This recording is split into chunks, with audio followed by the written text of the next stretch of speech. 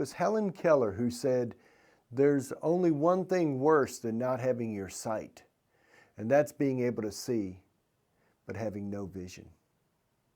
Wow. If you've ever studied, Helen Keller was a very famous lady, a very stubborn lady, and did not have her eyesight, but she had tremendous vision. It would be having sight but no vision. How many people can you think of today that when you look around, you see them, they're depressed, they're miserable, they're just existing, they're just getting by, they're going from week to week. And I believe these are people that do not have a strong enough vision. Vision can present a future that is so bright that not only is it transforming your life, but it can transform the lives of others. And so today I want to talk to you about two great visionaries that I believe we've all heard about.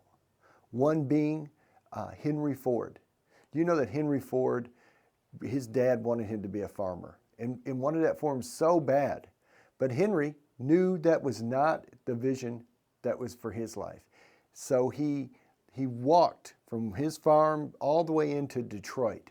And there he began to go to work for people like Thomas Edison and others like that he began to learn how to tinker on engines. And then he had a vision to be able to invent a car that could just drive versus the horse.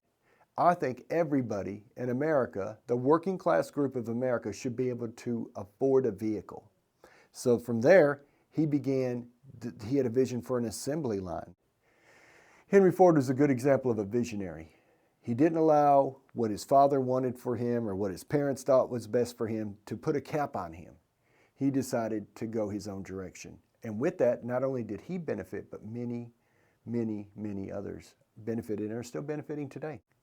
And when I think about that, I think about the phenomenal Dr. Martin Luther King. I think we've all heard the "I have a dream."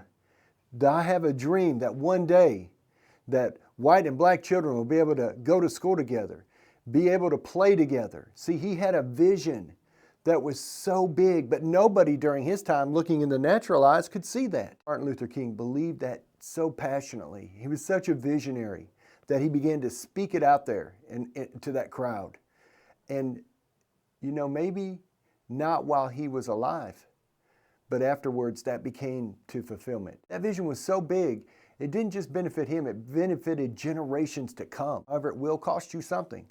It cost Dr. Martin Luther King his life.